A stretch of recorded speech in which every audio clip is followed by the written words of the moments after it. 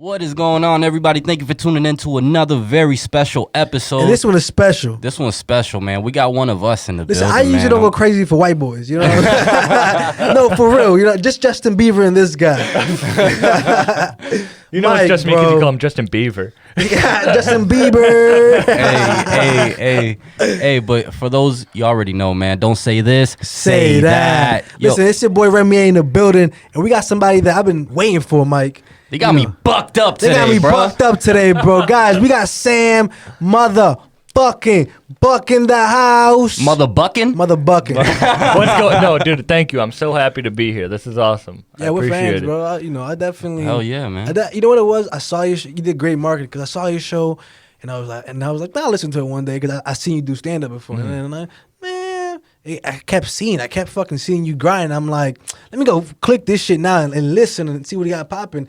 And I was surprised. I've heard other people's podcasts, and like I said, they just didn't have like good content, or they didn't continue growing. You see a podcast on their first month.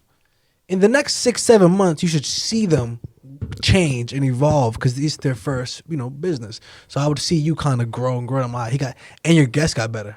That's the thing that you got some pretty impressive names now. I appreciate that, and that's when we met. You were like, I fuck with Griselda. You were talking about like the merch and shit, and it's like, if you know Griselda, like you're gonna fuck with my shit because that's like what drove me to do it. Like I just want to talk to everyone they're affiliated with, and that kind of helped me grow my podcast because I was able to make a scene in the Griselda fan base, kind of, which is weird to think about. Being a white comedian, like a nerdy white comedian, like word. That's hilarious.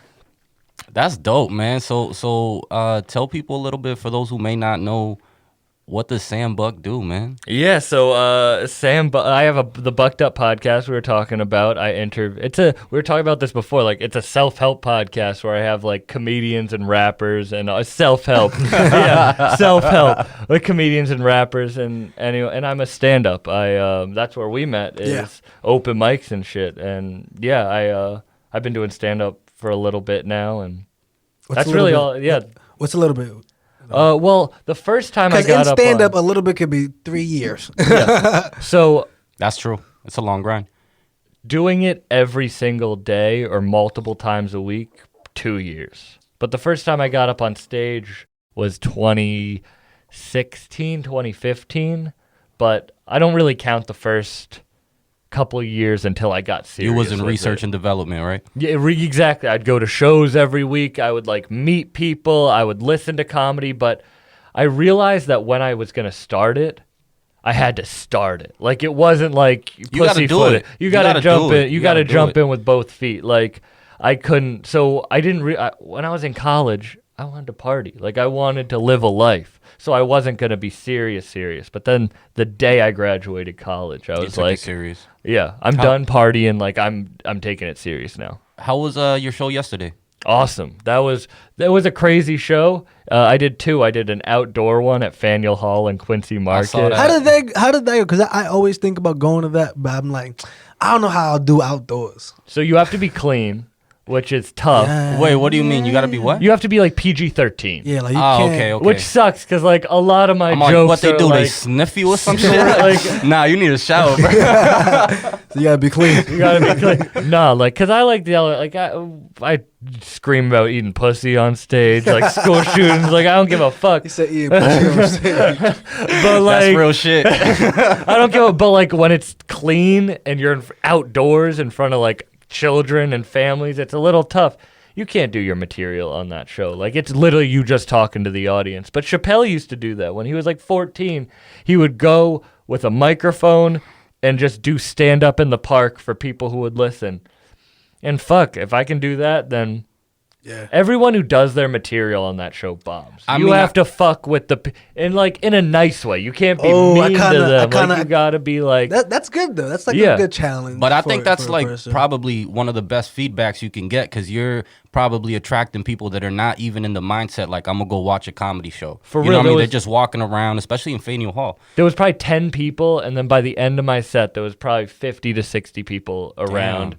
And it was like, oh shit, like maybe even more. There was a lot of people crowded by the end, which felt good, you know, because congrats to that. people bro. don't want to hear comedy at Faneuil Hall. You know what I mean? In the middle of everything. Hot day, You're fucking. trying to go grab a beer. That's what get I'm the fuck out saying, the and I'm way. yelling at you while you're walking by, like. Yo, Wait, so did you write new material for it? I have a weird. Or did you- I should sit down and write. I really should, but I do a lot of my writing when I'm smoking and driving.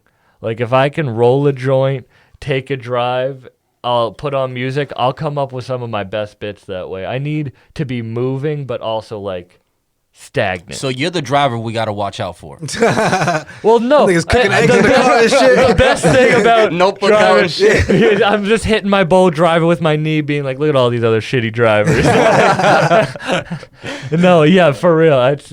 But my new car, I got a Subaru Forester. I'm not bragging. That's a nice car.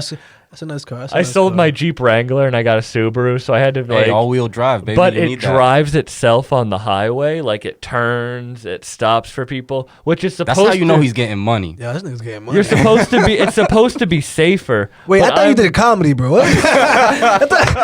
I told you I was a marketing manager He for a said, food "Hey, yo, restaurant. wait. You gotta put me on to the scam, boy. I sold a Jeep for way more money than I should have gotten for a Jeep with 200,000 miles on. And no, before comedy, like, I'm on unemployment now. I'm stealing government checks. Oh, the ways? That cheese in a box. We like can snitch on this podcast. I'm on that government money. But I did work a good job beforehand that I was able to save up some money. And so I got this car. And the great thing is it's wicked safe, but because it drives itself, I'll literally just roll up joints while it drives me on the highway. I'll literally be on the highway, it's turning, it's stopping, and I'm just rolling up That's a what I joint. want. That's what I want. Yo, step it up, Tesla. Yeah, you know what's funny? Some dude just got pulled over because he was sleeping in his self-driving Tesla, and they gave him a ticket. How Yeah. does that make sense, though? And now I was like, damn, like he's a hardworking man. He falls taking a asleep. nap. Yeah, he takes a nap in a self-driving car. You have to touch the steering wheel once a minute to show that you're awake. Oh. So You don't have to hold it, but you have to like once a minute. It's just, like heat sensor give it a or some little, shit. yeah, Yeah, give it a little squeeze. That's dope. That's crazy. Yeah, I didn't it's like even when know you're that. out in public with your girl. So he must have. So he must have touched it. He must have touched it. You know what I mean? If he was going for long, they gave him a This is a ticket. clown, bro. I wanted to ask you guys a question since there's two comedians in the room. So you mentioned something about having to do a show or a couple jokes clean. Does that bring an extra layer of a challenge where you gotta have to filter yourself?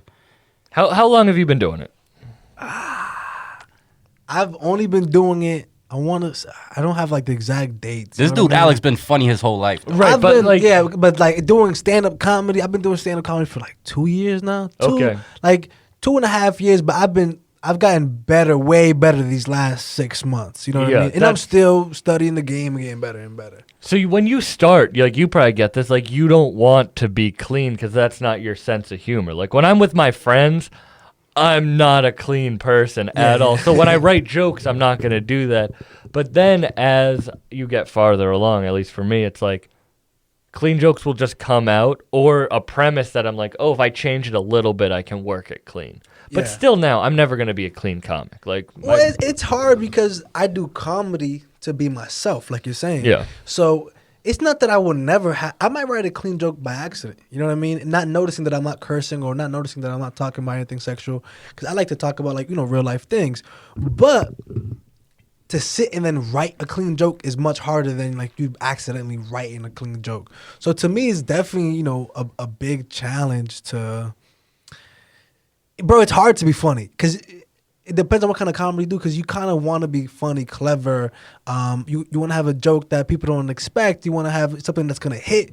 And it's not that the content's always sexual or like something crazy, but it might have a cuss word. It might have something that's not good for a 4-year-old or a 5-year. You know what I mean? Like if you're trying to make a 5-year-old laugh and a 26-year-old laugh at the same time, that's tough, bro. it is. That's tough. And it is just like, I've written enough jokes now that I have enough clean jokes that just came out that I can get time, but I've never been like, I'm going to write a clean set.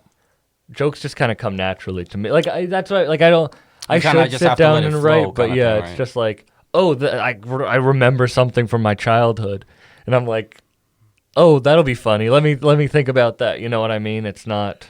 Well, because, and I don't know if maybe you feel like this, because I started doing comedy recently, I have a lot of things that I haven't written about yet.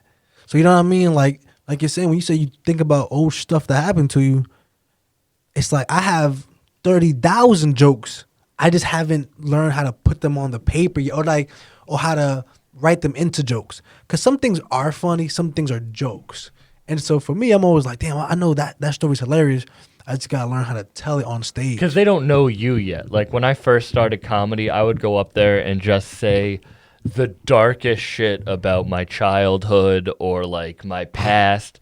And people who would know me would think it was funny because they realize that I'm not just that. But when no one knows you and you get up on stage and you're just saying that shit, they're like, this person's a crazy. So you have to get them to like know who you are in literally 30 seconds? Yeah, you need to introduce yourself and tell a group of people who you are within 30 seconds, or you'll lose the audience immediately. That should be like super challenging, especially when like you're building up your brand. Because for some people that already got their brands, like the Dave Chappelle's, the Eddie Murphys of the world, you know, they come in and people kind of already know what to expect. Yeah, once you're known, I feel, and I'm not knowing you, so I don't know if this is true, but I feel like once you get a little bit of fame and you know you're on TV and people kind of know you by first name and shit, it becomes a little easier because your jokes and they know you're funny.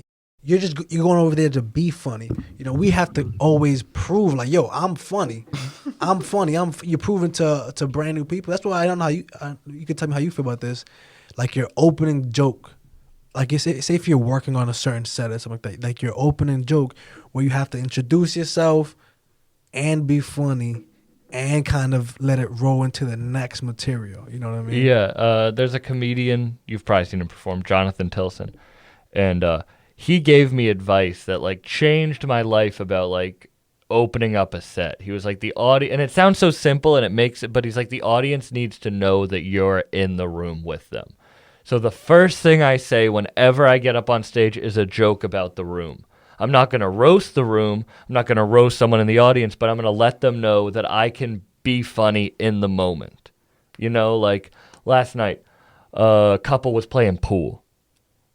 And I get up there and I'm like, pool, that's the one thing you shouldn't be doing during a comedy show. Like the only thing louder than a pool game is if you got a fucking Jenga board out. And like they started laughing and then they sat down and the audience was like, oh, he can make jokes in the moment. It's not all pre-rehearsed. And then I can just go into what, because just making a joke about the room or having the audience know that you're there with them, that really changed my whole stand-up game, I feel like.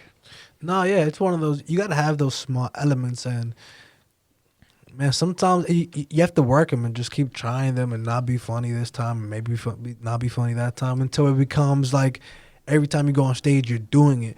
But I feel that's when I'm like the most inspired. Like if I walk into a room full of comedians and we're, you know, it's an open mic, or if I'm doing a feature, or if I'm doing whatever the hell I'm doing, it just, that little being nervous and that rush of being there, for some reason creates so many jokes in my mind. Like I pull out my phone and like typing premises and premises and premises. Then I'll look back in a couple of weeks and shit to check if they're funny still. But it's the same thing as when you were in school and you were like last minute you do a project. Yeah. So like sometimes you need that pressure of like it's now or never, and that really, you know, that's what it is with comedy. Like I write my best jokes 10 minutes before a set. Wow. And it's like, shit, I can't bring that up on stage right now. Like 10 minutes before a set, I'm like, oh shit, I want to talk about this and this and this. And it's like, that's hilarious. I haven't been able to flesh it out. No, I'm right there with you because you're like, I want to tell it because it's so funny. Yeah. But it's not prepared to be told. You know what I mean? It's not prepared to be told. So talk about your first time being on stage ever. How did that go? How did you feel the day before knowing I'm going to go up on stage? I didn't know if I was going to get up on stage the first time I did. I did Kill Tony at the Comedy Store in L.A. for the first time I ever did stand-up. That's a real show. Yeah. Sold out in the Belly Room. Damn, I'm hating on you. That was hey, man, that's why you got that self-driving car. And I got picked randomly. It's a random pick. I flew out to L.A. just to hopefully get picked. I was 17 at the time. I used a Comedy Store, you know, the most famous. Nah, I know. It's the most famous comedy store. It's a 21-plus club. So I used a fake ID to get in. This white boy's wilding for comedy, bro. You love it. God, Yeah. I love it. I love it. I got in a hockey accident when I was 16. I didn't even play hockey. It was to impress a girl. And I had to lay in a dark room for a month, and all I did was listen to stand-up and podcasts. So when I came out of it, I was like, there's no other path. So I listened to Kill Tony, go out to L.A., use the fake ID, get picked randomly last. They end the show, and then Tony Hinchcliffe is like, why don't we pick one more name? And I'm like, and he randomly picks my name. I'm freaking out. I've never done stand-up before. I'm 17. I'm pretending to be 21. You can see it. I mean, the clip is like That's out hilarious. there. And I did really well. It's a minute of comedy, so it's not like... They only gave you a minute? Yeah, on Kill That's so Tony, you get a fucking minute. tough. And I did really well, and it was crazy. And like that's how I met Tony Hinchcliffe and Brian Redband, and like rest in peace Brody Stevens. He was there that night, and told like Jamar Neighbors. Some of my favorite comics were there, which That's was crazy. And then that was such a good experience. You went alone out there? Yeah. Yeah. That's gangster. That's heart right there. Yeah. Yo, Sam, you know, it always impresses me, like, for comedians and stuff, like, because speaking to Alex, he tells me, like, oh, I got 3 minutes, 5 minutes. You said your first time was 1 minute. So coming from a self-help podcast, you know, mental sharpness. Yeah. Like, I admire and just amaze, like, the mental sharpness that it takes to be able to just go at that limited time and just kill it. It was tough. Because I'll be stuck on the first joke and be like, The first joke, the joke I wrote this is maybe the whitest thing I've ever done. I wrote my first joke ever crying because I got in a fight with my mom. Yeah. I got in a That's fight pretty with wet. my mom. That's real I emotion. run up to my room. I'm sobbing and I write the joke, my first joke ever, and that's the one I tell on Kill Tony. It's about wanting to be homeless. It's a stupid joke, but I just remember that. So I didn't want to ruin that moment because that was my first stand-up time. So then I do another set in Boston and bomb. And I'm like, I'm not doing this again for a little bit. Next year, go out to LA again by myself. Use a fake ID, get in the so this is your store. third time. Third time. It's now in the main room of the Comedy Store. Literally the most famous comedy room of all Like, time. this is where comedians go. This is where Louis C.K. filmed one of his most famous specials, like crazy. Sold out. Steve-O is the guest. That's crazy. I get picked randomly. Who you fucking on that show? You fucking somebody, because you're not going to tell me you're going to keep over there and get picked, bro. Randomly. Bomb my ass off. Like, Damn. still to this day, sold out in the main room. Bomb. Steve-O's yawning during my minute. It's a minute. Like, it's rough. Bomb the It interview. is tough, though. A minute is fucking tough. And I didn't go for another, like, 6 months after that. And then I, like, started doing maybe once a month. You had to, like, reevaluate. I had to reevaluate. Because the high of my first set and then the low of that one was, like, a lot in the beginning. You know, I can relate to that a little bit, man. Like, I felt like in high school, I was just riding the wave of, like, oh, I can look at something or listen to it once and I know it, you know, and then college came and killed me. So riding that first wave, man, can sometimes be a lesson in itself. For real. That's when I learned that, no, I need to hit mics every night. I need to do as much as I can. That's when I went to college, I was like, I'm not going to be able to give the time I need to. So that's why when I graduated, I was like, this is the time. I was mad because I used to live in California and I never did stand up out there. And it's like the one regret I had, you know what I mean, was I never did. I went to shows. I seen Andrew Schultz out there and he was hilarious when he went. But How long was you out there for? like a year and a half, 2 years. When was this? I'm 26. Damn, this is probably like when I was 21. Or not 21, probably like 22 or something like that. Okay, so you were a fan of Schultz early on too. Yeah, I knew comedy. Yeah. I was a fan of his. I've always been a fan of comedy. So like, you know, like you probably, you know, Dave Chappelle was my dude. Like, Cat Williams is hilarious. I mean, I really just like a lot of the black, like the black comedians. Some of the Mexican ones. George Lopez was funny as fuck to me. Like, a lot of people, but I never thought of doing it. And people were telling me, yo, hey, you should do comedy. You should do comedy. I never like, I didn't know. When I went to school for business. And I was like, this is just easy. School just it was easy for me. Like, I sucked in high school. High school was not my game. But once I got to college, it was something about like, oh, I just study and then just give you guys the answer what you're looking for. Yeah. I could do that. Yeah, I could do that shit, and I could do it in this big ass campus and this bitches and this my niggas' hair. Like, yo, this is Yeah, college was. much. Yeah, I definitely like college. But then I did it afterwards. Like my first time was like in Cambridge or something like that. It was like in Cambridge, and I remember like the day before I was nervous as fuck. I was just writing the jokes on the train, and I was nervous as fuck because you're like, yo, these jokes fucking sucks. It doesn't matter how tough you are, who you are, like how Yeah. cool you think you are. You get like you feel like a bitch Yeah, going up bro. on Yeah, stage you for feel the first time. Because Yeah. everybody's just staring at you, and you're supposed to be funny. Yeah. I feel like even like when you do it for like a long time, like these comics that have like a long tenure, I feel like they still get that. Yeah. Like when they're gonna go. They like talk it's about it. It's something that you just won't lose, you know? It's when you you care can- about something, you want it to be really good. You know the comedian Mark Norman? Yes. So I saw Mark Norman in like 2015 at Laugh Boston. There was maybe 10 people in the audience. Damn. And one was a chick that he met on Tinder. And Shout it was out like Super early, dude. and it was one of the roughest sets I've seen because she was heckling him and he brought her there as a date. This bitch. And What the That fuck? went far. Yeah, bro. That was terrible. God damn. And then, but the reason I'm saying that, I remember even like you can be the best comedian, and like a night like that will just wreck it. Like that, like you will bomb still. Like he probably was like, "What am I doing after this set?" It doesn't matter how good you are. You know what I mean? Yeah, I mean, Dave Chappelle still bombs. A lot of people still bomb. I learned that, like, especially when you're a comic, you're trying new jokes and you're trying to still be funny. You just, motherfucker, you're not going to hit every single time. There's people who are great writers, so the material might be great.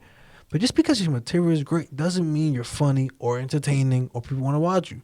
Yeah. So, like, that's something that, like, early on, I would tell myself, like, yo, I think I'm good. But you're gonna suck. People aren't gonna laugh sometimes. I remember bombing. It was like in Rosendale, and it was probably like the first time I did like a larger crowd. It was probably like 30 people there, and I was like, oh shit.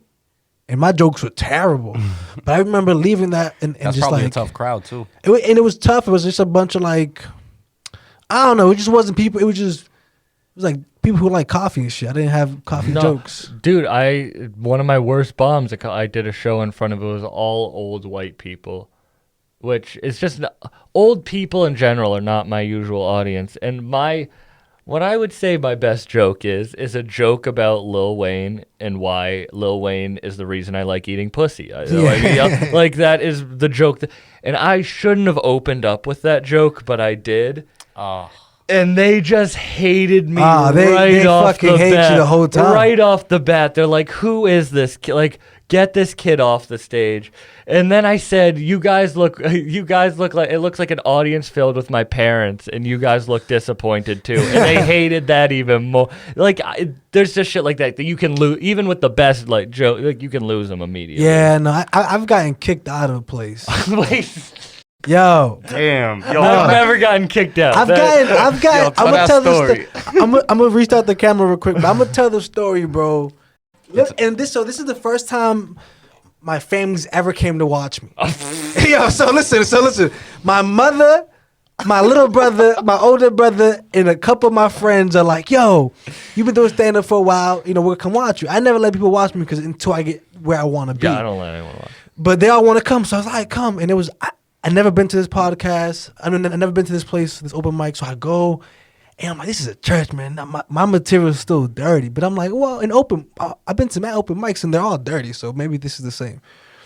I go, bro, and it's like everybody's gay, everybody's like old and handicapped, and I'm reading the room, and it's telling me, "Don't start these jokes. Don't hit them with these jokes. These jokes." Find something else. I'm like looking through. Find like a KFC joke, some shit, like KFC. Yo, Anything but what I prepared, yeah. bro. So I go up there, and the first thing I open with, I take out most of my dirty shit. The first thing I open with is like, girls shouldn't get paid more than men, because, Ooh. this wasn't even a good joke. It was just like what I had at the time. It was like, girls shouldn't get paid more than men because men pay for everything. I said when girls go to the club, they go free before 11. They never have shit in their purse, and it was like it had a punchline or some shit at the end, but that's what it was about. Yeah. And the lesbian host looks at me and goes, like her jaw dropped, and I was like, that's not even the craziest thing I've ever said in my life. Wait till my next joke. Bro, no, bro. She Tighten walked. up. She walked up to me and was like, "Oh, if you're gonna say offensive stuff and hateful stuff, then you have to leave, or you can change your material." And I was like, "No, I think you got a good point, man. You guys are not my." I was just like, Yeah, I was yeah. like, "Yo, thank you for the opportunity, but I fucked this up." Oh, sorry guys, I'm out of here. Like. And so she was like, "Yeah, you guys can leave." And I was like, "Yeah, sounds about Good right." call, good Yeah, call. good call. And I got kicked out. And then I went to an open mic, and someone was like, "Ain't you that dude who got kicked out?" Damn. I was like, "Sure was." You don't remember a joke, but you remember that shit. Yeah, bro. I've been in some weird places, bro, with comedy. Like, Yo, so I wanted to ask you guys. So talk to me a little bit, and obviously Mike is open to both of you guys. Talk to me a little bit about the preparation that goes into the joke, because you guys obviously shared stories about being prepared, mentally prepared to go in somewhere, and then like when you go in, the room is completely different and having to readjust. So how does that process work? I used to write every single thing down like a manuscript. Like, this is what I would say. But then the audience knows. They're like, this guy's just reading. Now, Scripted. it's kind of like I've done it enough that if I'm ready for a set, like if I know my jokes well enough, I shouldn't cram the night before like a test. You know what I mean? It's like I know my jokes, so I don't prepare at all before a show. This might sound crazy, but like 2 hours before a show, maybe I'll write my set list out. But it's like if I know it, I know it at that point. I try to give myself as little pressure as possible. yeah, no stress. You don't want to. Because it's like I see people write their jokes out like 100 times, and then they get up there and they're so nervous. It's like Because they want to say it word for word, Yeah. exactly how It's they. like- And if one word goes wrong, I know my jokes. Like I know how to get back to it if I lose it. Like I've done them enough times that I can get back. So I just go up there and I make fun of the room. And if I want to switch up my set mid-show, I'll do it. I try to be as fluid and like loose as possible. But what did you say? You said sweatshop? What did you say? If you want to do what in Oh, the set? switch my setup. Oh, switch. switch. I was like, wait, what? I was like, wait, what is that? So you got a Nike hookup? Yeah, I have little Asian kids write all my jokes. Little Chinese boys write all my punchlines. That's okay with the labor laws, I think. But we were talking about before running. Like, I'll take a long-ass bike ride the day before a show, or I'll run before the day of my show, and I'll try to think about my jokes then, and I'll maybe come up with new jokes then. But try to tire myself out so I don't get anxious. Because I'm an anxious person. Like, anything that I can do to not be nervous before I get up on Yeah. stage. That's crazy. Smoke. I get high. People are like, how do you get high? I can't drink. I can't have a single beer and then go up on stage. But I'll do a dab. I'll take 300 milligrams of an Yeah. edible. I'll smoke a joint. I Because do all like, that before I go on stage. yeah, because that's my normal state. I want to be at my normal what I'm doing. I can't, man. I'm too much of an overthinker. And I think maybe like even a control freak, dude. Like once I feel like I'm not in control of of how I feel, I'm like, Yeah. I don't know, bruh. I'm gonna Yeah. have to sit this one out. I don't know. You're never going to do DMT then. Yo, you know what? It is intriguing. I've heard the stories, but I think it's just one of those things I will have to prepare for if I really want to do it. Gotta be Mentally, at least, 'cause- Gotta yeah. be locked in a good place. Yeah, you gotta be locked into a good place. You ever do it?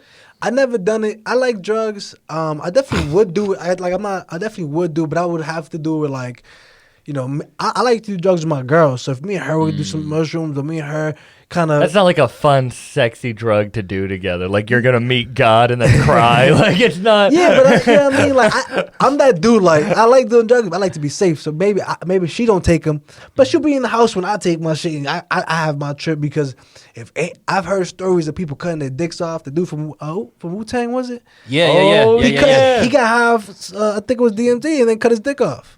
But that was you. Wasn't that you, God? That's the worst member at Wu-Tang. Yeah, but he did the drug. You don't see Riz or Ghostface cutting their dicks off. because You them don't even motherfuckers see- got the good checks. Exactly. Expected Deck ain't doing none of that shit. But they did them drugs to cut your dick off. If you get high as fuck and then you come down and your dick is missing, I don't think DMD will make you cut your dick off. I don't know if that's the DMD. story. So first of all, what motivated you to do that? And walk me through the trip. Okay, Because everybody this that is- talks about it is like, oh my God, I became like this superhuman right after type of thing. What's that all about? This is all tied into the self-help thing. So when I You got me bucked up, bro. February 20 shutdown was March 13th of 2020. February 29th, the girl I was gonna move to New York with, like this was the, I thought this was the one. She broke up with me. Fuck that bitch. And I was like, shit. Like, and this was right when Corona might. So I was like, and then 2 weeks later, everything shuts down.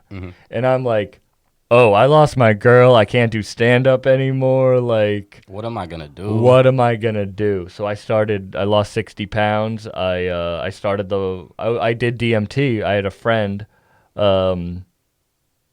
a spiritual healer, if you must. He was my weed dealer, but he's like this 60-year-old dude who's like a shaman, like a spiritual guy. He's like, I can administer a DMT trip, like a real one, the 3 hits, like not just like fucking Oh, around. so like, yeah, you did it safely. You didn't yeah, do it the wrong way. No. There's I like did resorts like, and places too, in like Mexico, but yeah, this guy knows how to do it. Like so he did it for me, and I was real nervous, but I had nothing else to lose. This was before I had started the podcast. This was right around I was starting to lose weight. I was just had no comedy, no girlfriend, and I knew that DMT could kind of switch you around. You know what I mean? I heard the same stories Yeah. as you, and I was like, That's what made it interesting to he me. said to have have 3 questions ready when you go to the other side.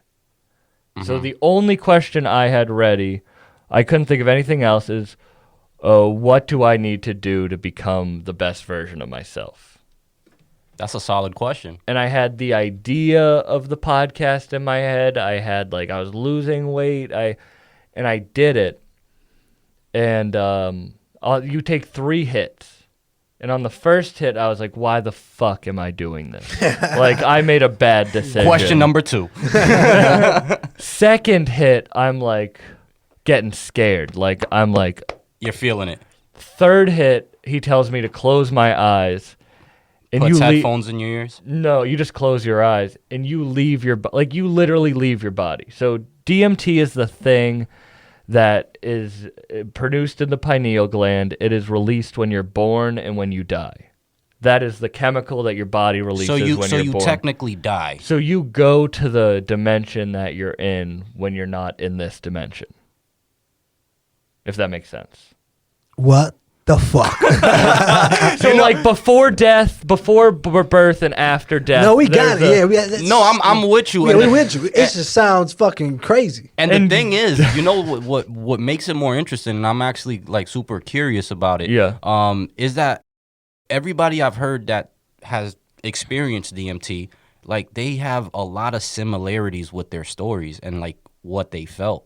Yeah, it is because there's someone who runs us all. The person that you talk to, like, I don't know if you guys ever have journaled before, but like the person you talk to in your head, the person you write to when you're journaling, that is a real person. Maybe not real like you and me, but real in the way that that's like our God. And in Yeah. another dimension, that person is calling the shots on our life. And when I met that person to me, in my vision, it felt as real as this conversation, but I know people listening are like, it's not real, you're doing drugs. It was Buddha.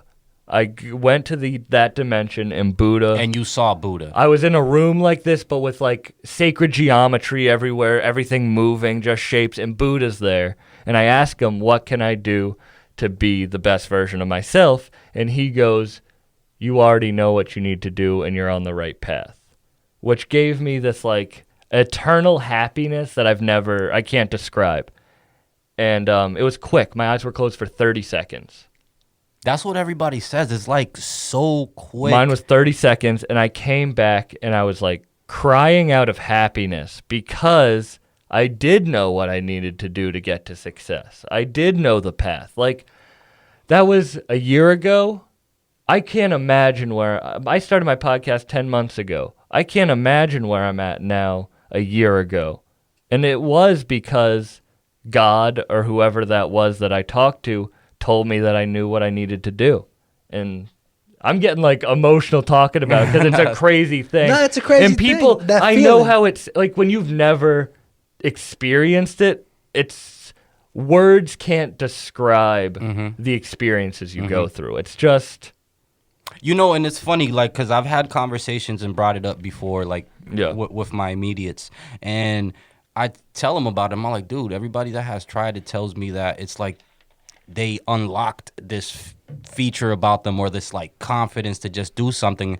And, you know, they're in the mindset that, you know, drugs are for turn up. And I'm all like, that's just not one of those things you do for turn up. You No, know, it's you not one can't of those turn things up you on go with the homies and, oh, we had a couple beers. Let's do some DMT. no, no. And I'm not ready to do it again. Like Well, at least you know too, because once some people, and the reason why I don't always do too many drugs because I like them, so I might get too attached to them, or you know, you kind of have that. Like I won't do shrooms all the motherfucking time, but I'll have a big trip or kind of a big fucking high every couple of months, every couple whatever. Yeah.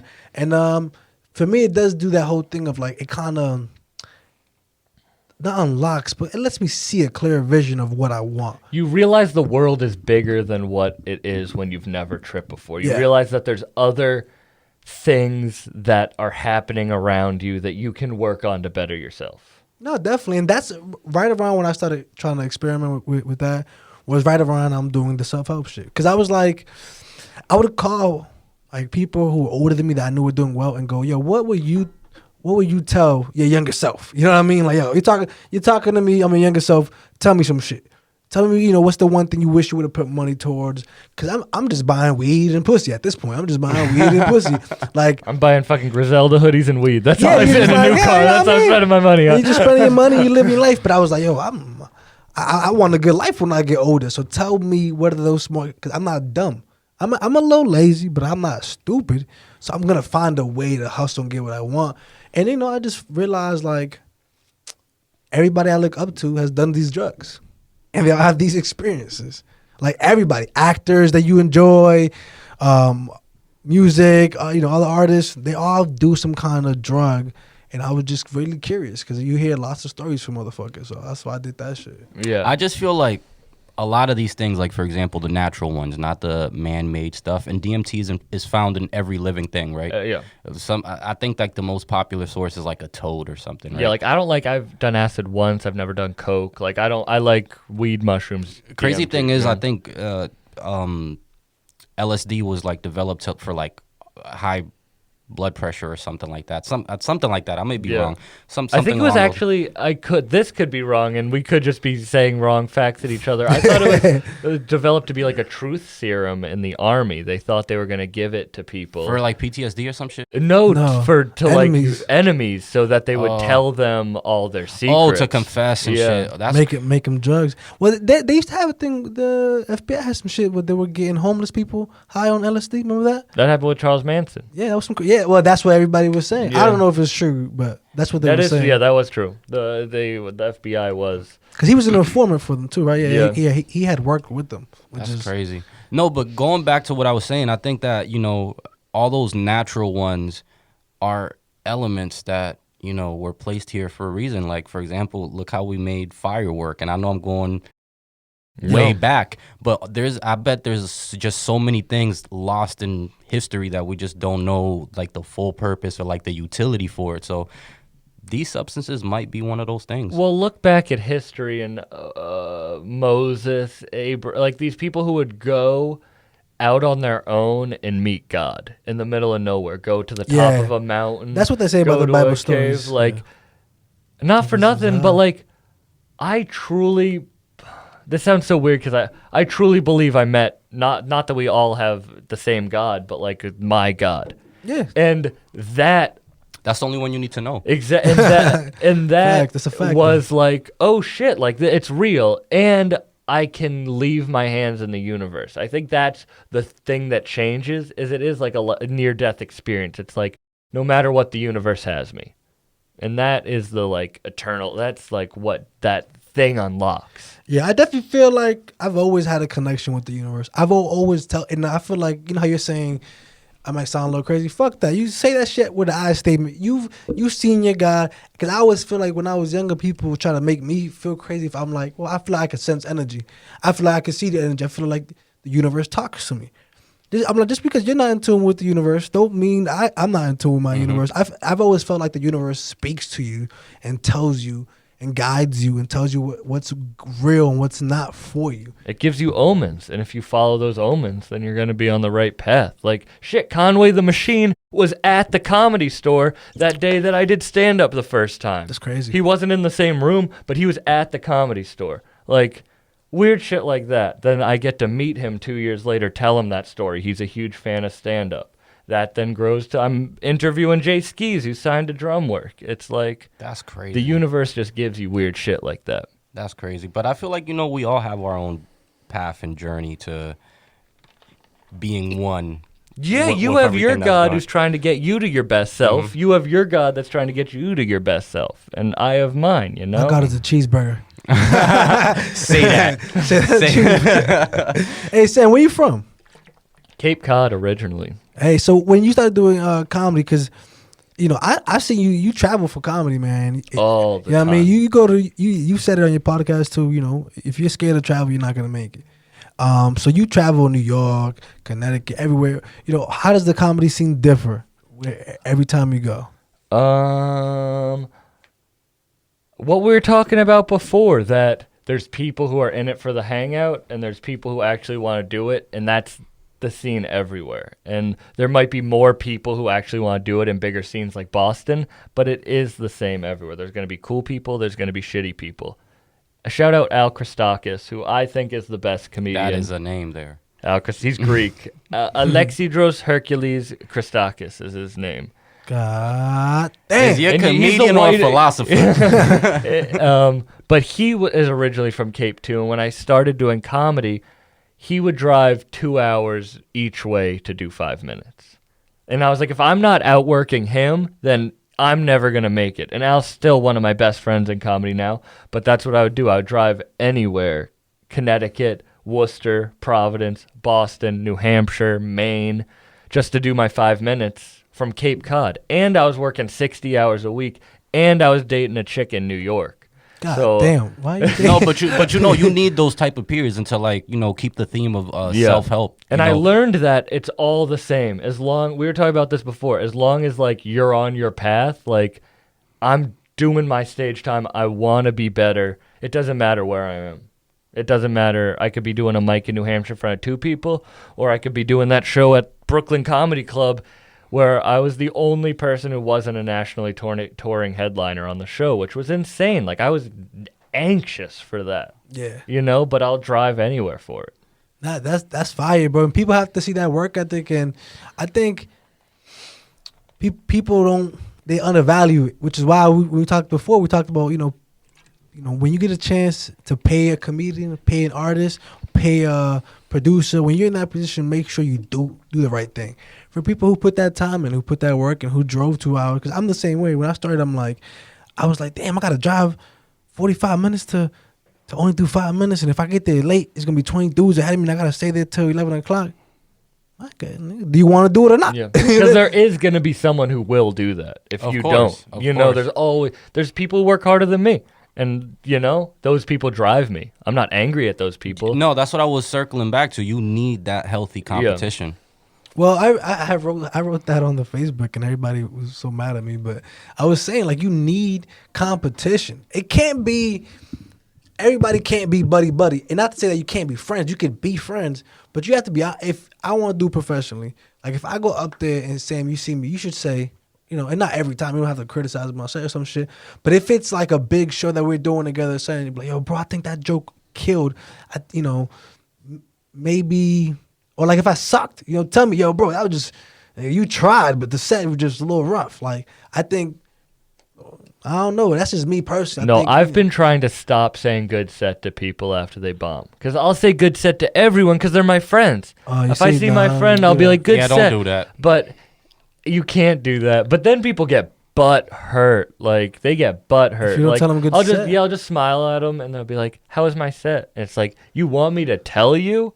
Like, fuck, my friends are mean to me when I get on stage. You know what You know should how do? your set was. You was up there. Exactly. That's what I was gonna say. Did you hear you it? should be like, Whatever. what do you think? You should know how you're Yeah. set. What do you like, think? Yeah. Yeah, Like, no. you think, like, rap, you think West Side Gun ever gets out of the studio and is like, I don't know how that track was. Like, Yeah. like, no, that dude has Yeah. the most confidence in the whole world. Like, that's what you gotta do. No, I'm with you, man. I don't, like I said, I don't tell nobody good set. I don't dap nobody unless I like their set. And if I know you, which is not that many people, if I know you now and you did a set, I told I saw Charismatic go up and I was like, yo, bro, your first half was like, yeah, but that second half you killed it, man. You know what I mean? Like, what I gotta lie for you? You grown. If you're a grown ass person, I'm not gonna lie to you about your set. If we're friends, if we're not, I just don't say nothing to you because Yeah. I don't. And believe it or not, people that won't get butt hurt, that want to grow, that are real with themselves, will value that way more than you telling them, "Yo, bro, you killed everything. Keep doing what you're doing." Like if I see a friend of mine's leave the stage a minute early, I said, "Damn, bro, you should have just finished that minute," because it's not me trying to criticize you. It's that as a stand-up comedian, our job, if we get booked for 5 minutes, is to hit 5 minutes.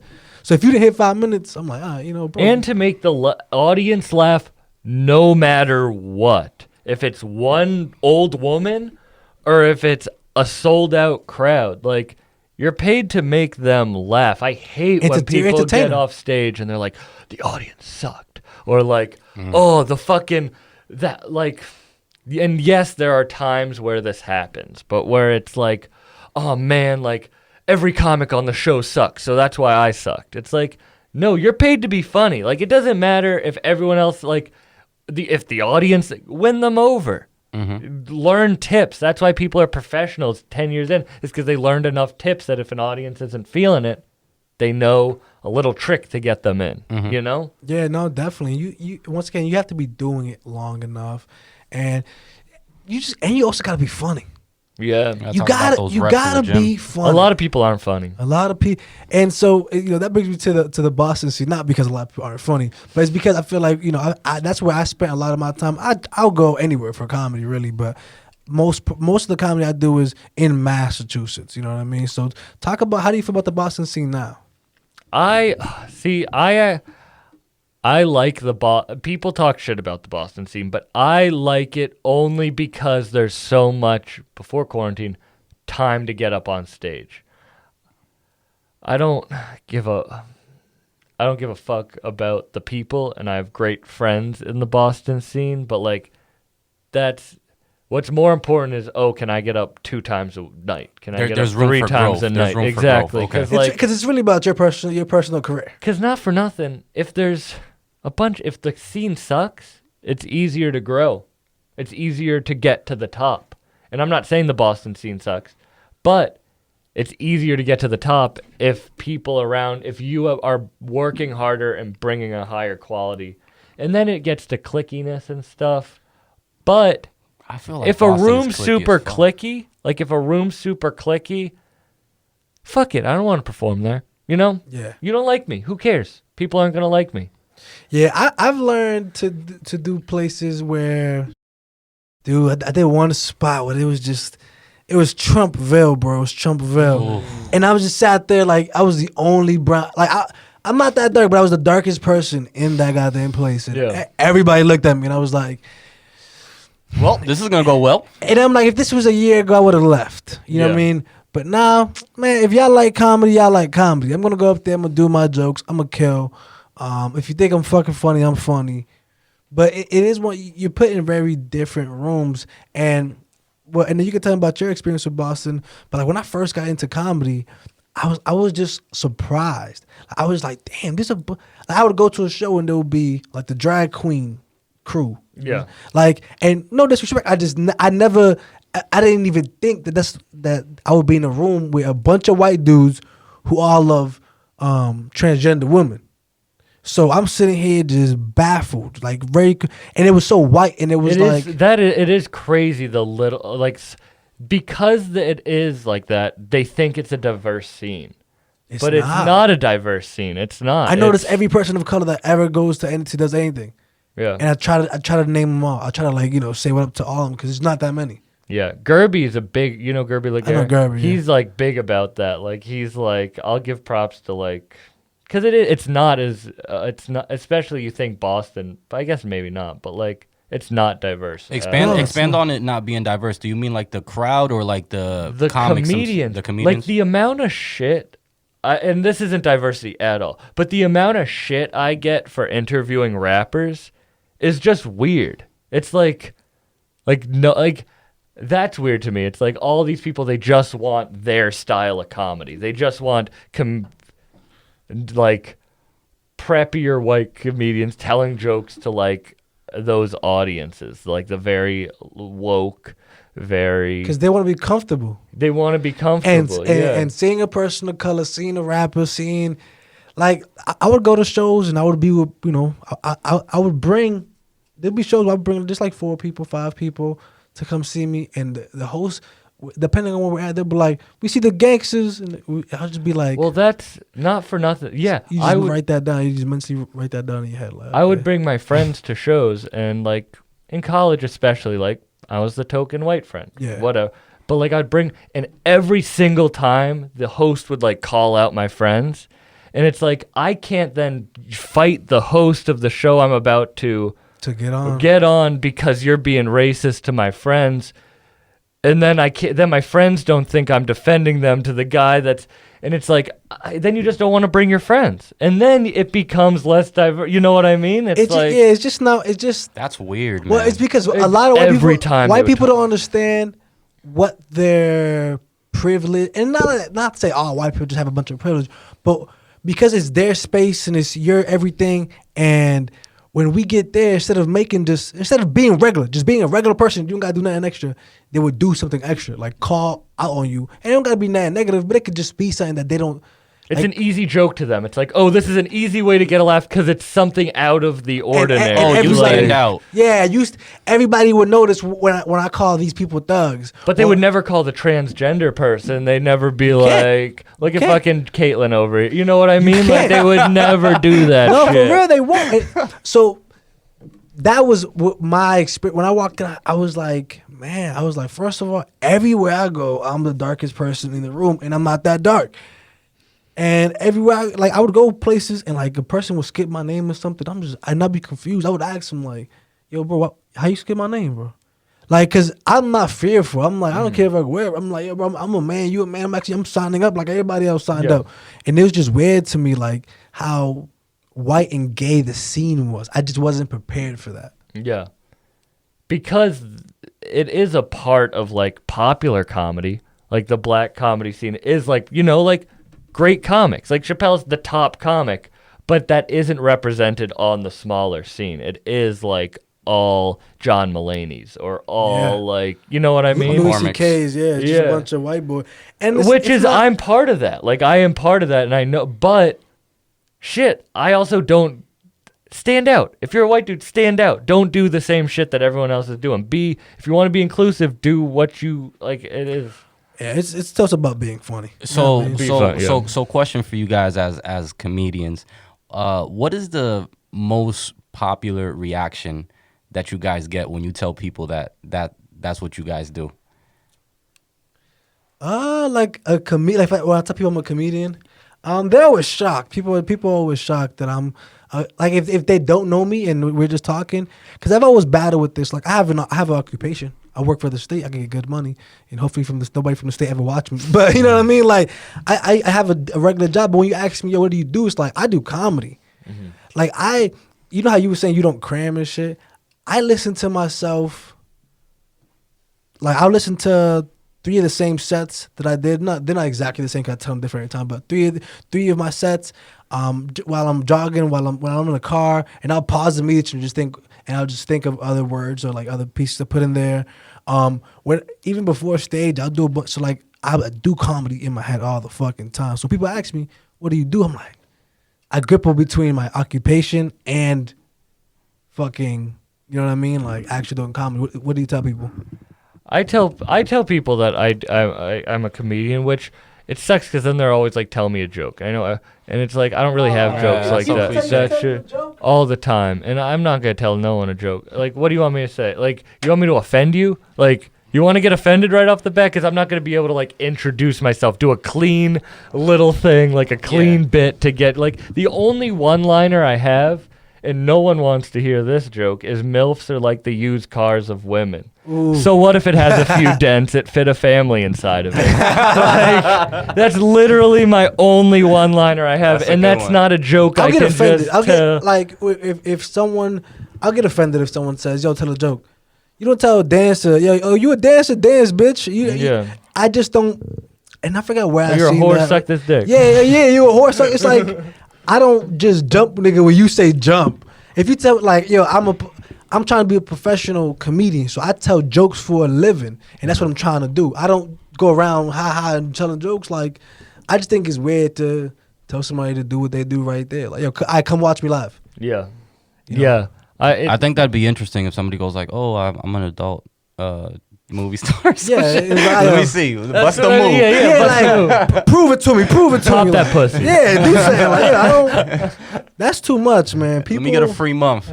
People are just weird like that, but Yeah, like if I saw a chick with OnlyFans, I wouldn't be like, "Show me a nude." yeah, You like, know that prove one? it to me. What is something you won't joke about?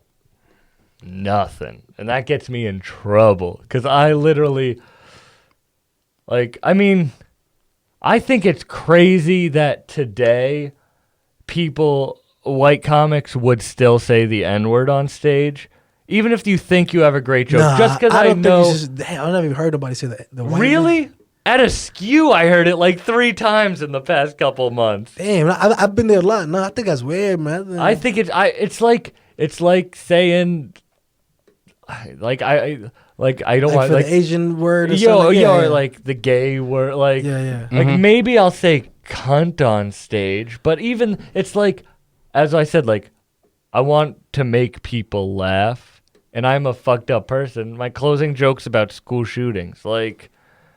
I joke about I'll make like race jokes, but it is crazy to me. Like I don't get why anyone's like, I have the N-word joke that's gonna change comedy. Yeah, like at an it's- open mic, like some white dude from Providence, Rhode Island, is gonna be the dude who changes how we think about that word. You know what I mean? Like that's the only shit I wouldn't. I can't rock with people who, because sometimes they say it and it's a shock value thing that they want.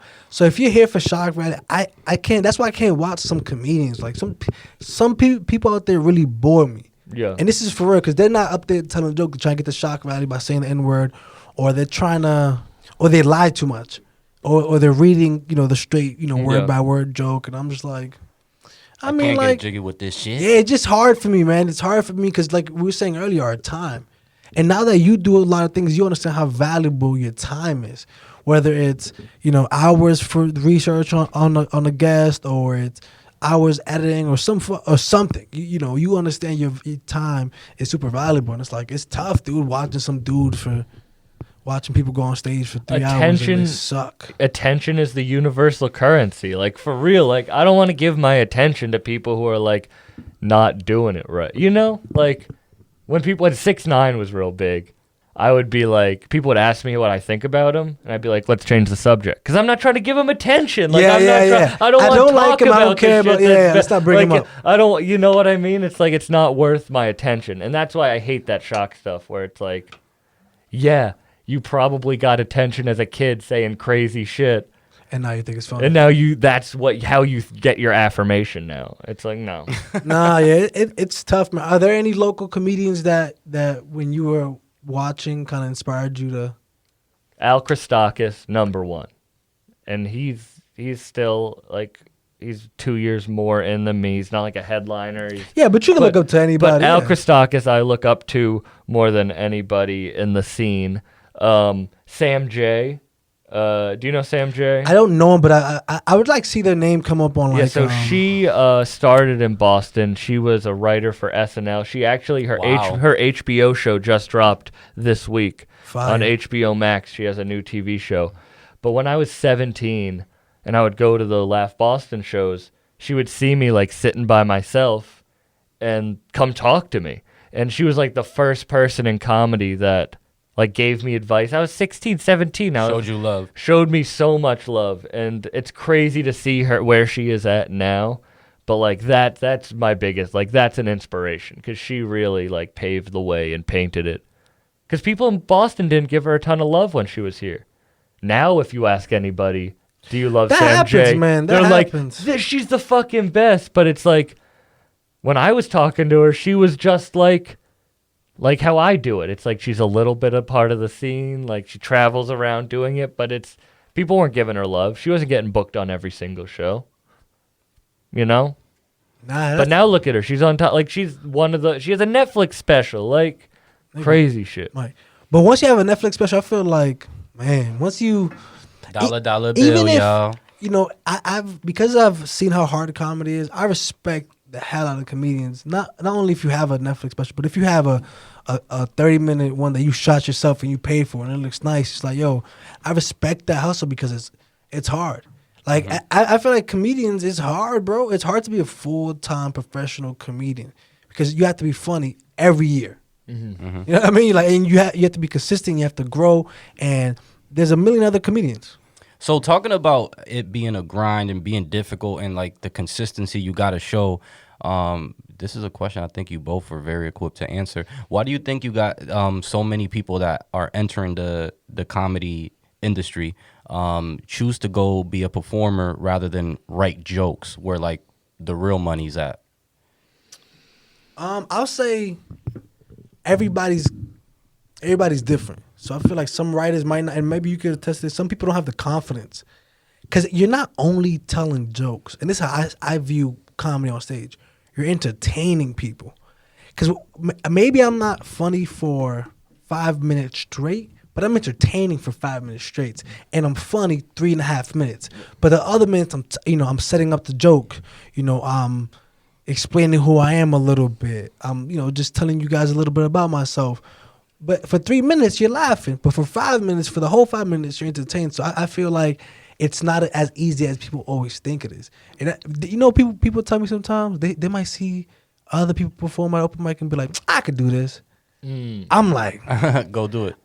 Then for real, that gets me a little peeved, a little bit, because I'm like, man, if you think like you don't do nothing, you know what I mean? Like you don't have a job, you don't do nothing. You think you can go up there and go on stage? Self-proclaimed experts, man. That's what I call Well, them. I think it's the same thing as like rap. Like people are like, oh, they're just mumbling. And they're like, oh, listen to Playboy Cardi, and they're like, oh, he's just mumbling. I could do that. It's like, no, you fucking can't. You don't understand the years that go into making it seem like you don't care. Like, Yeah, that's what it is. Like the reps. rap and comedy is like trying to give as much of a fuck without showing any. You know what I mean? It's like you're supposed to show like you just came That's up with like it the on the ultimate spot. flex to me, though. And that's what it is, but it's about the grind. It's about the grind. And then you go up on stage and you're like, oh, I just came up with this on the spot. But no, I've been thinking about it for 2 years. You know what I mean? I bring bits back from my first couple bits because I'm like, oh, I can make that work now. Yeah, because you get it now. You get why it wasn't hitting before. And you're like, oh, if I put it in here now, or if people think I'm funny, and I get a different rhythm going on. It's ego, though. It's like you have to realize you suck to be good. Some people, they're like, oh, no, I'm going to be good. And maybe they get a few laughs, and then they're like, I'm good. That's all I need to do. Like, I got it. This is my level. But They cool with dropping 30 at the YMCA. Exactly. But it's not like you have to realize every time you get better, that just means you're at the bottom of the pool of a larger barrel of people. That's a great way to think about it, And too. that is the thing that drives me more than anything is no matter what how good I get, I'm just at the bottom of another bigger pool, And Well, that's why I like. I've talked to Mike about this. Like, I've thought about moving to Texas and thought about moving to. I'm still thinking about moving to Houston or Dallas. Just because sometimes, like I said, man, I'm trying to go into a comedy scene that's bigger than me, bigger than where a lot of people are headed to, and then compete and be in rooms where maybe the comedians here are all trying to do it for a living. Because we said this before, like you run into people who are trying to do it for fun, and some people trying to do it for a living. And those who are doing it for a living are wired different. You know what I mean? They're responsible a little. They're more responsible. They're trying to take this profession serious because they haven't gotten paid for it. well, look at you guys. You guys have the studio, which you have to pay money to rent out. Like, you were very, like, the amount of texts you send me, like, to get ready before the podcast, like, calling me. Like, you guys are treating the podcast like a profession, and that's why you get more success than other people, where it's like, I'm just going to record a conversation with me and my friends. Yeah. It's like, They see the video, they hear the clip, but there's just a lot that it's goes a into lot. You have to treat it like you know it. Yeah, exactly. It's like people. That's what I mean. People talking shit like, "Oh, you're just talking to rappers." Like, you think it's easy to get? Like, you know how many people have ignored my DMs? Yo. Literally, yeah, I've been facts. waiting Talk about it. 3 hours for a podcast. The guy never shows up, never DMs me again. Like, I've created graphics for the podcast. Whatever. It's just another day in the business. Because if I let that hold me back, then I'll never keep moving. It's like something similar happened to us, and I'm not gonna mention the person, but at the beginning we had somebody locked in, and we promoted it, everything. Dude even shared the post, and then the day of, no call, no show. Yeah, and that's not blaming the audience. It's like, yeah, they suck, but you just got to keep moving. There's always another episode. There's always another. Yeah. You got to treat it like a professional. Like Yeah. if I was running a business and someone fucked me over, like maybe someone who was I work at a restaurant, and the person who ships napkins didn't ship the napkins and, like, ignored me. I could pit my business against him, write bad shit online, like try to ruin his business. Focus all your energy on or him. I could find another napkin dealer who maybe has a better fucking deal or is easier to work with, and then use my time for that. It's like, Yeah. you gotta use your time. Focus on a solution. There's limited amount of time. You gotta use it not for pettiness or like getting mad, but the amount of times I've been stood up by guests is crazy, and then they're like, "Oh yeah, you're just talking to these rappers." You know, it's like, no. That's why it's disrespectful. That's why I can't work with everybody. Mike knows this. I can't work with everybody because if you don't respect what we do, if you don't respect what you do, I know you're gonna disrespect what we do. Yeah. So I don't really want to be next to a person. That's why you see, I try to call. I try to be honest. This is where we're at. You can park here. You know, we call every guest to talk to them, to be like, this is the path we want to go on. This is what we want to do. Anything that we can help you with? Do you want us to bring anything? Like, we have a kind of a script almost that when we talk to people, because you have to be. We're competing with large radios. We're competing with, large corporations who hire 6 different people. And I'm be honest, I don't even do that shit. And after you did that yesterday, and after literally, I was sitting in my car earlier being like, I'm going to implement this shit on my podcast. Like, I'm going to be like, really, I was like, what you guys are doing is better than what I was doing for my pre-show. And like, I'm going to implement that. And that's great because you guys are treating it like a profession. No, dude. And that's what we want everybody to do. It's like because we want to set the standard. We want you to feel like we have a couple other great ideas coming up. But after you come on this podcast, I want you to be like, yo, I had a great time. Yeah. You know what I mean? I not only did I have a great time, I was comfortable. I was offered anything that I wanted. They showed up. They had great questions. We didn't talk about the shit I didn't want to talk about. Yeah. Because we've been in positions where the guy's like, he doesn't want to talk about something. And it's like, it kind of looks bad on camera that we didn't, you know what I mean? And we're just trying to keep everything cool. But we're glad at least that you got that. Like, you got that one thing from us. It's like fire, bro. No, because I'm a fan of yours. I appreciate facts, that. But facts. that is like, it's a real thing. People will always remember how you made them feel. Yeah, because I'm doing a mic tonight, so this isn't, but hypothetically, like, oh, I'm going to interview a rapper that you guys really love. And he asks me, what did you do today? And I had a good time on the podcast. So I was like, oh shit, I did this really awesome podcast, had a great time. It's called Say That, you should check it. Or if I had a bad time, I'd be like, oh, shit.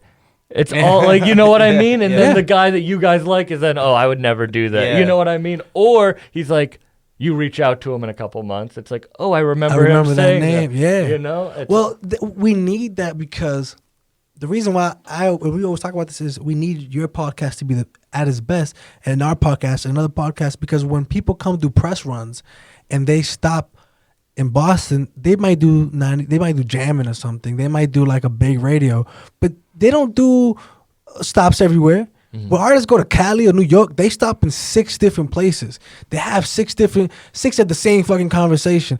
All the units put it out. All 6 of the fucking media outlets get paid. Yeah. So when I have a guest and he's big and famous, yo, come touch our fan base. Go and then hit Sam's after, and then go hit somebody else, and then go hit Lit Boss, and that's why we have to always try to make each other better. It's not a big competition, but it's about setting the goddamn standards. Yeah. Facts. So podcasting, man, bucked up.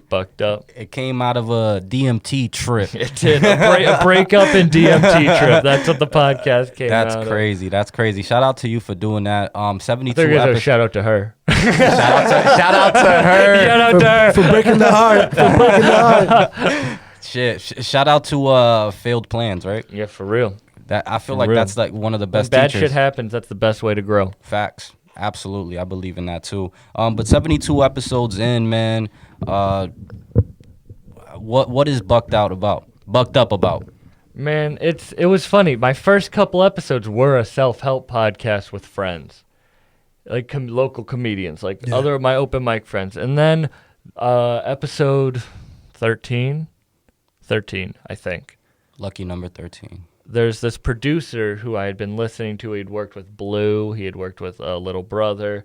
He had worked with just some names I really liked. And Blue, BLU? Yeah. I love that dude. He's so fucking nice. dope. And I was like, I found him on Instagram. And he only had 700 followers. Wow. And I was like, that's about as many followers as I have. Maybe he'd be willing to come on the podcast and talk. I DM'd him, and he's like, yeah, I'd love to come on the podcast and talk. And we had a great conversation. And after that, I was like, oh, I can like DM people and maybe they'll respond.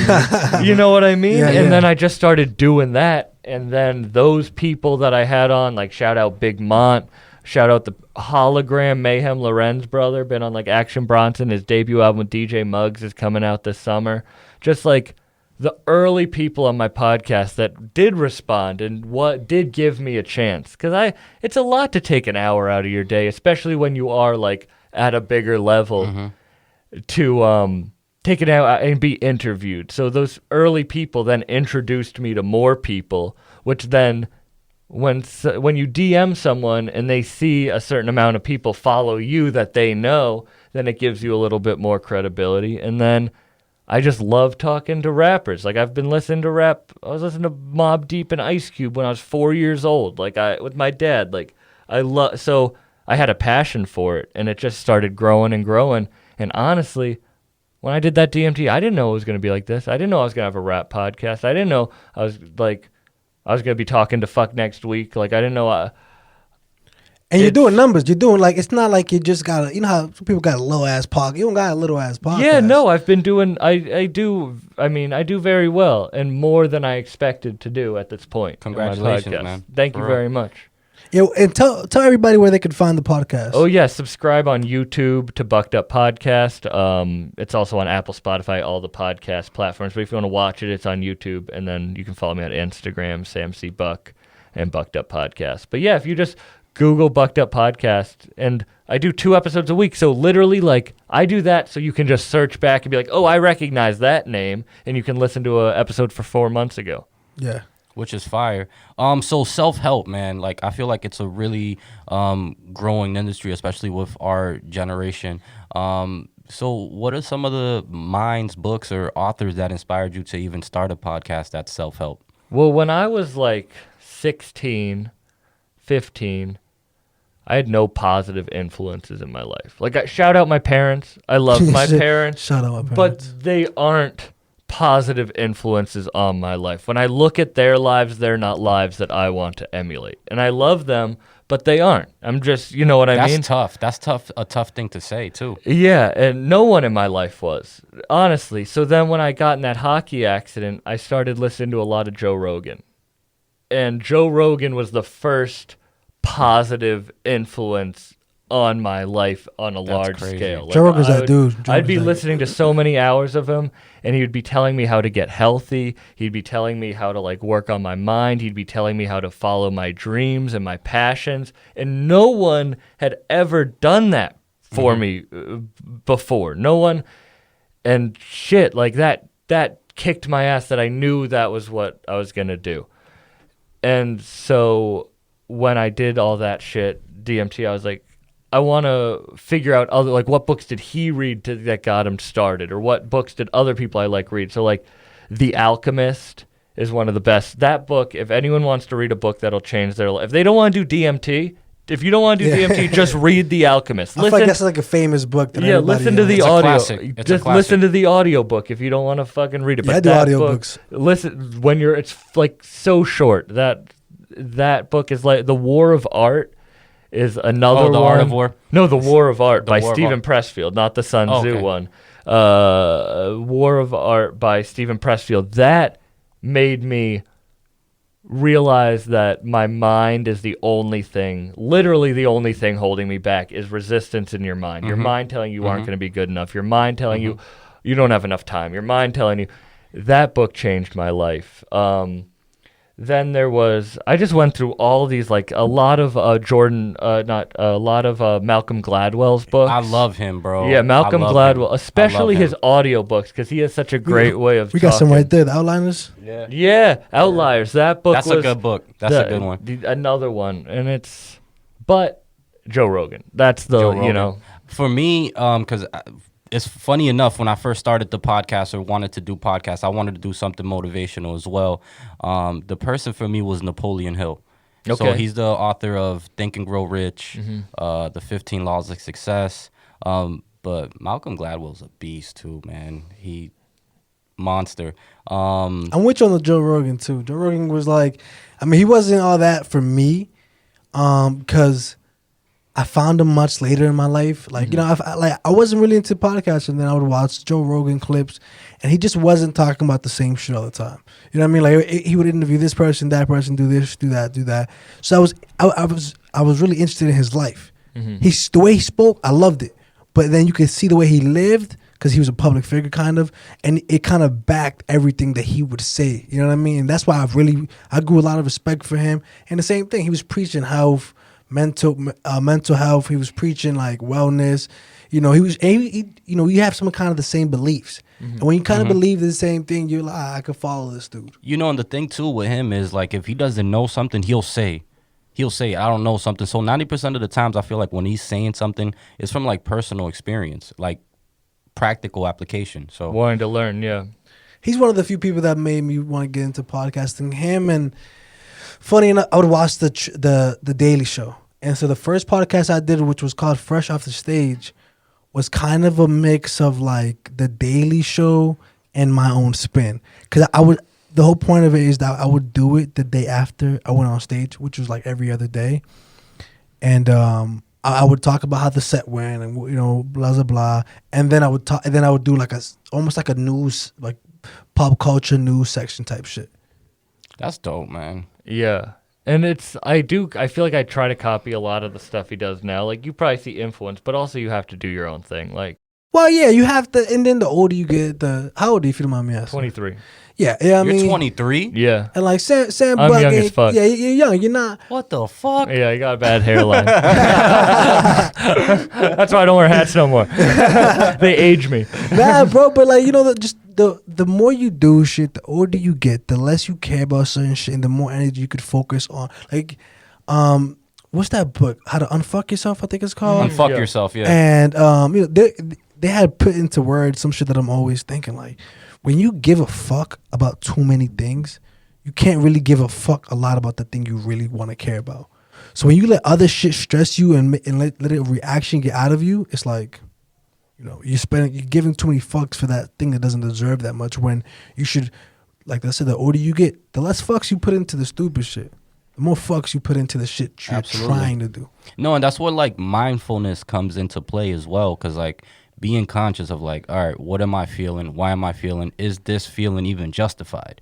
You know what I mean? You gotta 'Cause be aware, self-awareness. It takes too much energy to give a fuck about something that's really not that important. So just being... Just looking back, a breakup, you know what I mean? It's like, oh shit, everyone has breakups. But in that moment, it was so like monumental. Oh my but, God, like, of you know what I course, mean? of But then you course. look back on it and you're like, well, it's nothing. Yeah. No, it's one of those things that when it happens, your body feels things without you even telling it to feel things. Yeah. And because I think we all been there as men. You had a girl that you really loved. You had expectations for the future, and when it doesn't result in that, even if you're the one that breaks it off, I've been sad even after I wanted to. Totally. Yeah, you know what I mean. Course. And so when your body starts feeling shit that you didn't ask for it to fucking feel, it's hard. It's hard. Or as even fuck. if you decided, like, yeah, I just want to move forward from this. Yeah. Like, it's still tough. It's still tough, even if Especially you're the when- one doing it. Especially when you're young, like that's what I mean. Like looking back, like I was 20, I'm 23 now. Like really, calm the fuck down. Like, but like when you're 16 and you fall in love for the first time, and everyone's like, it's not gonna work out. And you're Shut like, the what fuck the? up. You know, you're like, You know I love nothing. her. I love her. You know, and it doesn't work out. It's 6 months. It's 4 months. But it's that first feeling. It's like, in the moment, it feels so monumental because you haven't had that much time. But then you look back, you're like, I was only 16. Yeah, Like, and I don't know what the fuck I was worried about. For real, Yeah, I like- thought that was the rest of my life. Yeah, and you're like, when you're thank talking about God. like putting fuck, The fucks, like, yeah. it's like I'm 23. Like I don't want to ruin it with doing that. Like I don't want to ruin the good thing I have coming with like giving fucks about other shit. You know what I Yeah, mean? bro. And then we talked about the universe. When you start trusting yourself and trusting the universe, you're gonna put yourself in a better position. Whether it's with the girl, whether it's with like you're gonna start putting yourself, because then you start valuing yourself and going like, I'm not being in certain positions. Whether it's a girl, whether it's comedy, whether it's whatever, I'm gonna demand my respect. I'm gonna demand X, Y, and Z. Why? Because I put the work in. You know what I mean? Like if you know you're good at what you do, and every time you do it good than a motherfucker, it's like you're not gonna settle for disrespect. You're not gonna settle for people because some people will criticize the fuck out you for any joke. The way you say it's like, I don't want to hear that shit, motherfucker. That's not even real criticism. But it's like once you start trusting the universe, shit's gonna fall into place. And that young love shit, that happens to everybody. That is crazy. And you get so mad when people are like, it won't work out. But it's true. It's like you can't. It's like when no relationship will work out. I mean, you just had a baby. Congratulations. Yeah. Like until you're settled, until you have like life around you settled. Like that's why, like I'm going to New York. I'm like I don't have life. I live with my mom. I can't have a relationship. Yeah, you know yeah, what I yeah, mean? And the Like- thing too that's very important that a lot of people I feel like overlook is that you got to be comfortable with you. You got to be happy with being you. As a guy, you gotta get all that fucking out your system. Yeah, exactly. You gotta fuck all the girls you want to fuck, and you gotta fuck all the ways you want to fuck, and you have to, bro. For real, when you're young, you just don't know all you're capable of. So you might undervalue yourself on the way up by being with somebody who you don't really love, or being with and then making that mistake and having a young baby. Like I'm not old as fuck. I'm just a little bit older, but I'm lucky because once I got comfortable with myself and knowing who I was like, okay, I could accept X, Y, and Z. So when I wanted to be a hoe, I wanted to be a hoe, but I knew my value as a hoe. I wasn't a cheap hoe. You couldn't just fuck me. You know what I mean? It couldn't be just any girl out the random. Men have to respect themselves and give themselves that love. Nobody's gonna give you that love. Facts. So it's like you gotta buy yourself that nice car. You gotta do your shit so that when you meet somebody, the expectation is this is already how I carry myself. Yeah, you can't be dressing for them. You gotta dress how you want to dress, and it's like, yeah, that I got my fucking outer like when I was 16. I think my mom thought I was gay.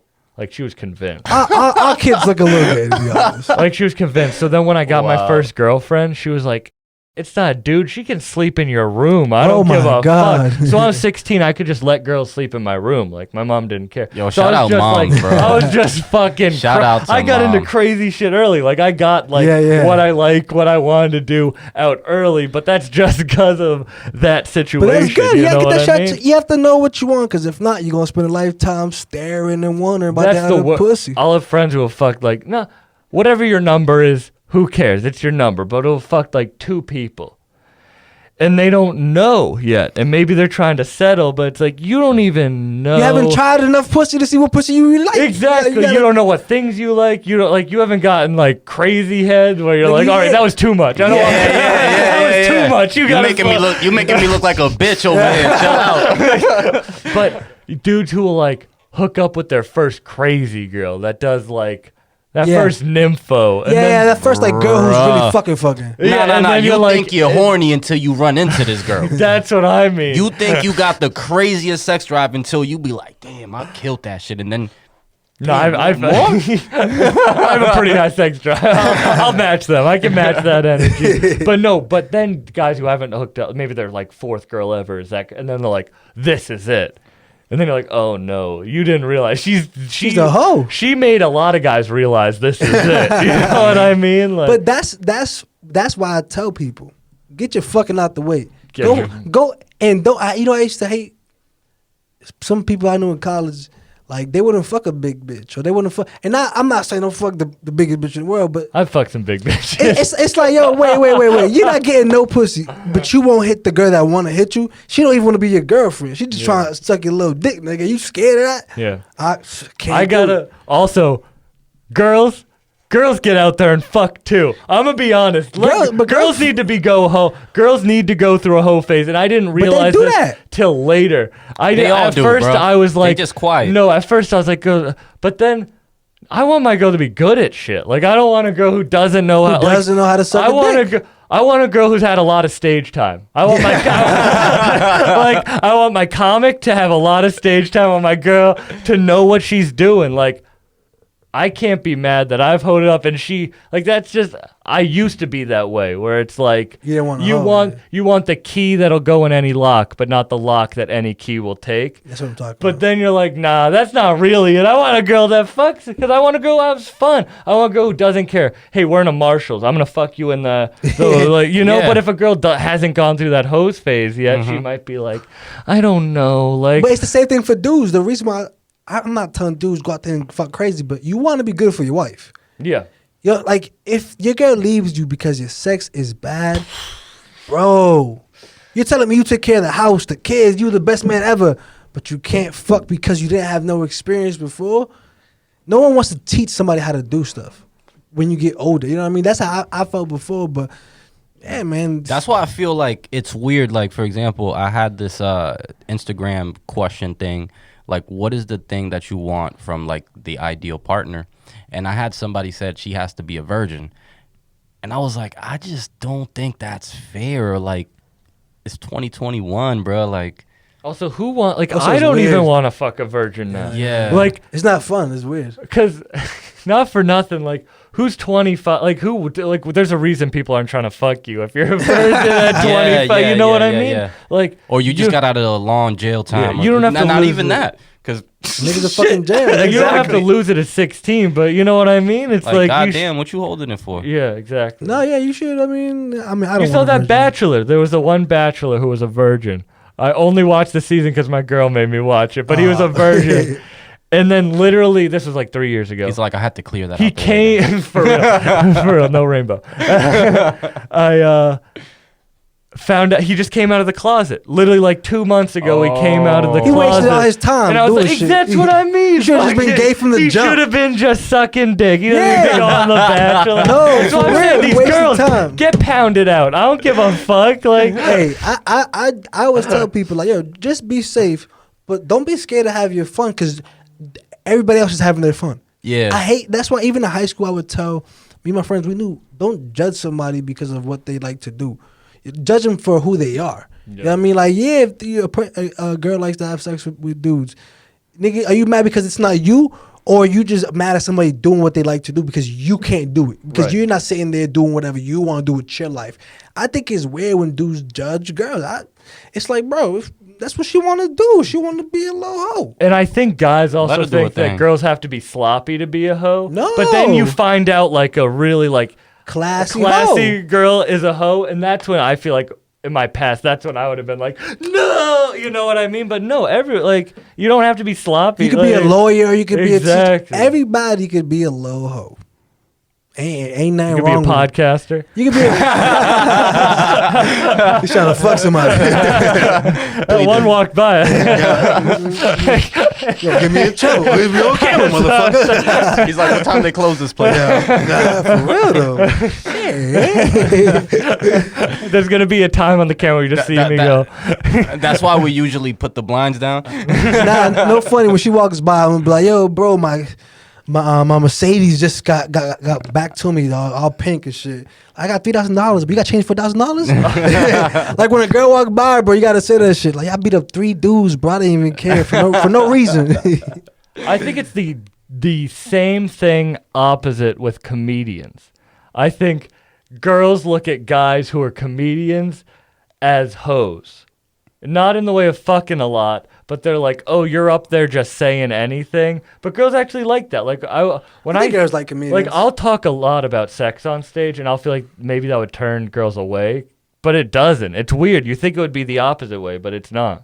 You know what? I'll like be like say bad sex things about myself. You know, like real? And they like that. You know, I never got like I remember I would write jokes about how bad I was at sex, and I would never say them because I'm not. I would bad never at do sex. that, but I would have a joke about like a girl asking me to spit on her, and I can't breathe out my nose, so when I spit, it just like drips on my lip and stuff. And like that is like that's not fucking bad, but it's a story about a girl asking me to spit on her, and I'm like.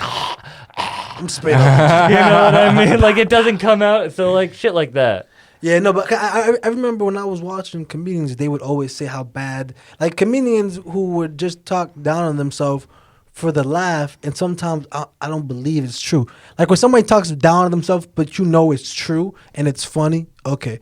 But sometimes you just see like it's an act. Yeah, so sometimes I remember like writing a joke, and I'm like. Can't tell it because I'm not bad at sex. I don't got a little dick. It's hard to like lie on stage. Like I wish this joke does sound funny, but yeah, I don't want to say it there because it's not true. Motherfucker, I'm not bad at sex. No, I totally agree. Like I can't be. Yeah, you can't be. And you can tell when comedians are lying. For sure. Or when you can tell when comedians are like, I'm fucking they're doing jokes about slaying pussy, and you're like. I just saw you cry because a girl turned you down outside. Yeah, you're not up on pussy. You're not. You know what I mean? It's now, I always tell people when they come see me, like, yo, listen, this is open mic. You know what I mean? Like, depending on if it's open mic or if it's a real show, I tell them, yo, bro, that's, because I want them to know, like, yo, this dude. I'm about to force it. Because some people lie. Like, it's the people that go on stage and you could just tell, or they got the joke off the internet. You know what I mean? Have you encountered that where you? I had a comedian tell the joke that I did on Kill Tony, word for word, at an open mic I was at. Damn, talk about that. What the fuck? Like for real, that's crazy. I was bro. early in. I hadn't done that joke in a while. I was at a mic, and this dude I had never seen before comes and does that joke. I was like, what the fuck? I go up to him after. I'm not gonna confront him. I go, hey man, just so you know, it could be parallel thinking, but I did a joke almost word for word on Kill Tony a couple of years ago.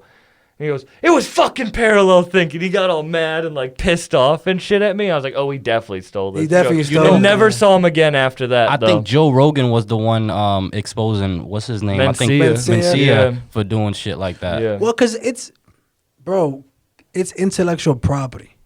And so sometimes you tell a joke and people might think it's just a joke, but it took you 3 months to polish it, to say it on stage 1,000 times, to expand on it, take some things nowhere away. Hits. Yeah, nowhere hits, and then somebody just comes and takes the entire thing and kind of it's like almost making money or kind of getting opportunities from your joke. It's wild. It's crazy.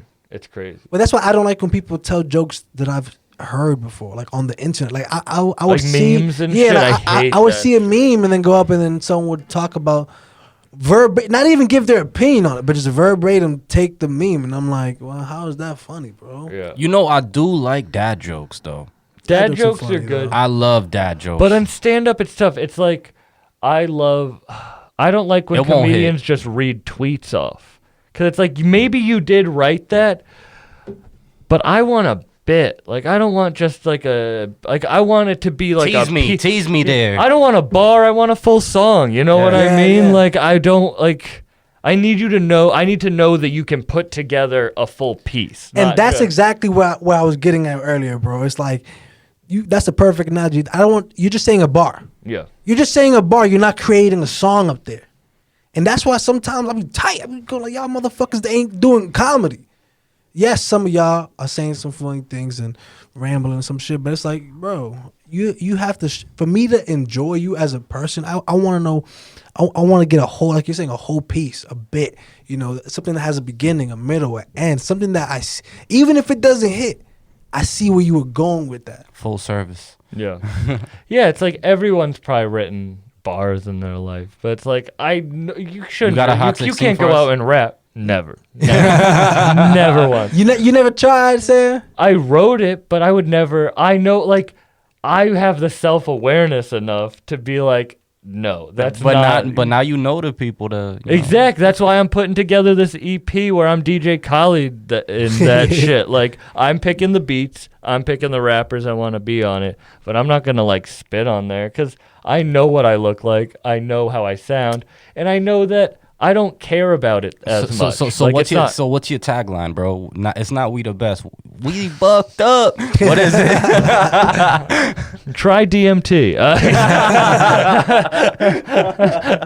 No, I don't know what it is. I might even not talk on it. Like I might just let it play. Like follow, like, and subscribe.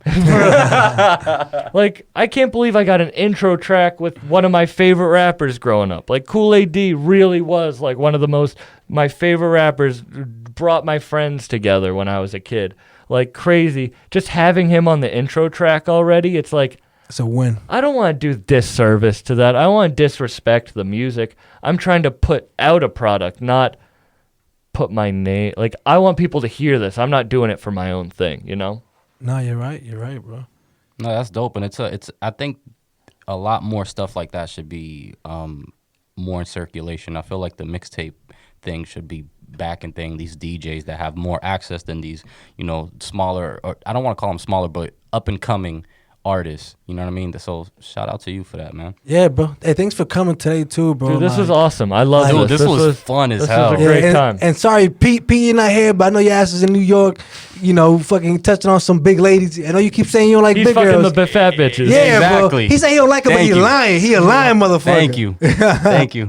We like giving back here in Say That Podcast, and there's no other better form to give back than gratitude. So mic is open for you, man, to, give your shout outs to whoever you want and tell people where they can find you again. And thank you. I want to give a shout out to you guys because honestly, what I said before, that how you guys handled the pre-show, I am going to take that into my own podcast, and I am going to use that. And I that's my gratitude for that is for you guys, because you guys have a great thing going on here, and it's thank you for letting me be on. Everyone listening is already, if they want to listen to Bucked Up already, they've already decided they're going to listen to it. Just follow me on Instagram and stuff at Sam C. Buck. But my gratitude's for you guys for having me on. Thank you very much, bro. Thank you. Appreciate it. Thank you. I'm going to go. Thank you, man, for stopping by. It was an honor. Fan for real. And I hope much success, and I hope that the project that you're putting out goes super well. Let me know when it comes out, because I need that. Of course. Bro, it's a pleasure. Thank you for allowing me this opportunity, man, welcome, to do this. Bro. You're welcome. And Pete, keep fucking them fat bitches for us. Keep doing it. Hey, I want to shout out, first and foremost, myself, dog. Shout out to me. I work hard. I love myself. I take care of my family. I do my